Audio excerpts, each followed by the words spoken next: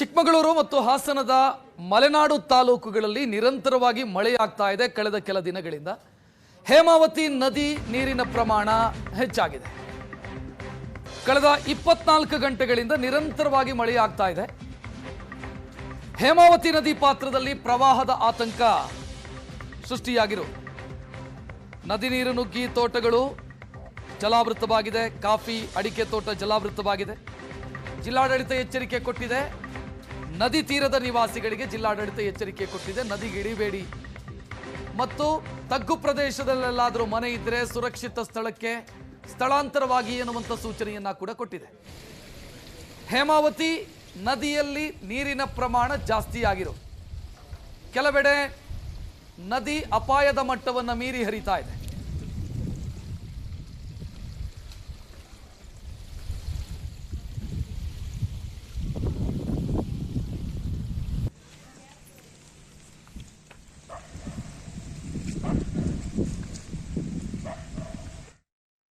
ಕಾಫಿನಾಡು ಚಿಕ್ಕಮಗಳೂರು ಜಿಲ್ಲೆಯಲ್ಲಿ ಕಳೆದ 24 ಗಂಟೆಗಳಿಂದ ನಿರಂತರವಾಗಿ ಮಲೆನಾಡಿನ ಭಾಗದಲ್ಲಿ ಸುರಿಯುತ್ತಿರುವ ಮಳೆಯಿಂದಾಗಿ ಬರಿದಾಗಿದ್ದಂಥ ನದಿ ತೊರೆಗಳು ಈಗ ಜೀವ ಕಳೆ ಬಂದಿರುವಂಥದ್ದು. ನಾನೀಗ ಮೂಡಿಗೆರೆ ತಾಲೂಕಿನ ಜಾವಳಿ ಸಮೀಪ ಹುಟ್ಟುವಂಥ ಹೇಮಾವತಿಯ ನದಿ ನೀರು ಹರಿಯುವಂಥ ಸಮೀಪ ಇರುವಂಥದ್ದು. ಹೇಮಾವತಿ ನದಿ ಈಗ ಅಂದರೆ ಕಳೆದ 3-4 ದಿನಗಳ ಹಿಂದೆ ಅಷ್ಟೇ ಹೇಮಾವತಿಯ ನದಿ ನೀರು ಇಲ್ಲದೆ ಬರಡಾಗಿತ್ತು. ಇದೀಗ ಕಳೆದ 24 ಗಂಟೆಗಳಿಂದ ನಿರಂತರವಾಗಿ ಮಳೆ ಸುರಿತಾ ಇದೆ. ಹಾಗಾಗಿ ಮಲೆನಾಡಿನ ನದಿಗಳಿಗೆ ಜೀವ ಕಳೆ ಬಂದಿರುವಂಥದ್ದು. ಅದರ ಜೊತೆಗೆ ಹಳ್ಳ ಕೊಳ್ಳಗಳು ಕೂಡ ನೀರು ಹರಿಯುತ್ತಿರುವಂಥ ದೃಶ್ಯವನ್ನು ಕೂಡ ಕಾಣ್ಬೋದಾಗಿರುವಂಥದ್ದು. ಮಲೆನಾಡಿನಲ್ಲಿ ಪುನರ್ವಸು ಮಳೆಗೆ ಈಗ ರೈತಾಪಿ ವರ್ಗದಲ್ಲಿ ಹರ್ಷ ಮೂಡಿಸಿರುವಂಥದ್ದು. ಏಕೆಂದರೆ ಜೂನ್ ತಿಂಗಳಿನಲ್ಲಿ ಬರಬೇಕಾದಂಥ ಮಳೆ ಕೈಕೊಟ್ಟಿದ್ದರಿಂದ ಮಲೆನಾಡಿನ ರೈತರಲ್ಲಿ ಒಂದು ಚಿಂತೆಗೂ ಕೂಡ ಕಾರಣವಾಗಿತ್ತು. ಇದೀಗ ಜುಲೈನಲ್ಲಿ ಸುರಿಯುತ್ತಿರುವಂಥ ಪುನರ್ವಸು ಮಳೆಯಿಂದಾಗಿ ರೈತಾಪಿ ವರ್ಗದಲ್ಲಿ ಹರ್ಷ ಮೂಡಿಸಿರುವಂಥದ್ದು. ಹಾಗಾಗಿ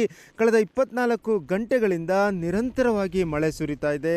ಮಳೆ ಸುರಿತಾ ಇರುವಂಥ ಪರಿಣಾಮವಾಗಿ ನದಿಗಳೆಲ್ಲವೂ ಕೂಡ ತುಂಬಿ ತುಳುಕುತ್ತಿರುವ ದೃಶ್ಯವನ್ನು ಕೂಡ ಕಾಣ್ಬೋದಾಗಿರುವಂಥದ್ದು.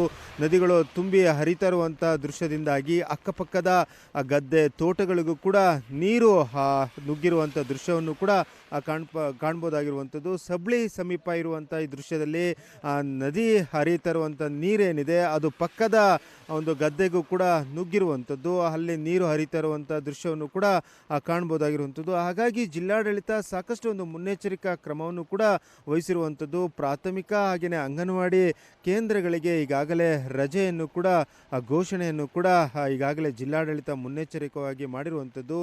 ಜಿಲ್ಲೆಯ 6 ತಾಲೂಕಿನ ವ್ಯಾಪ್ತಿಯಲ್ಲಿ ಬರುವಂಥ ಅಂಗನವಾಡಿ ಹಾಗೆಯೇ ಪ್ರಾಥಮಿಕ ಶಾಲೆಗಳಿಗೂ ಕೂಡ ರಜೆಯನ್ನು ಕೂಡ ಮುನ್ನೆಚ್ಚರಿಕಾ ಕ್ರಮವಾಗಿ ರಜೆಯನ್ನು ಕೂಡ ಘೋಷಣೆ ಮಾಡಲಾಗಿರುವಂಥದ್ದು.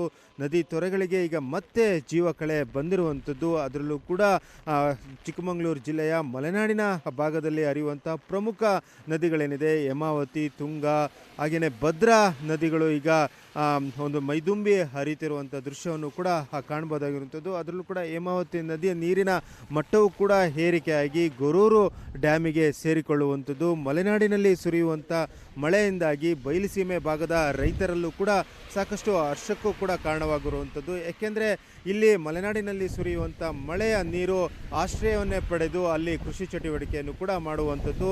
ಕಳೆದ 24 ಗಂಟೆಗಳಿಂದ ನಿರಂತರವಾಗಿ ಮಳೆ ಸುರಿತಾ ಇರೋದರಿಂದ ಮಲೆನಾಡಿನಲ್ಲಿ ಮತ್ತೆ ಮಳೆಯ ವಾತಾವರಣ ನಿರ್ಮಾಣವಾಗಿದೆ. ಚಿಕ್ಕಮಗಳೂರಿನ ಕ್ಯಾಮ್ರಾಮನ್ ಶ್ರೀಕಾಂತ್ ಜೊತೆಗೆ ಆಲ್ದೂರ್ ಕಿರಣ್, ಏಷ್ಯಾನೆಟ್ ಸುವರ್ಣ ನ್ಯೂಸ್.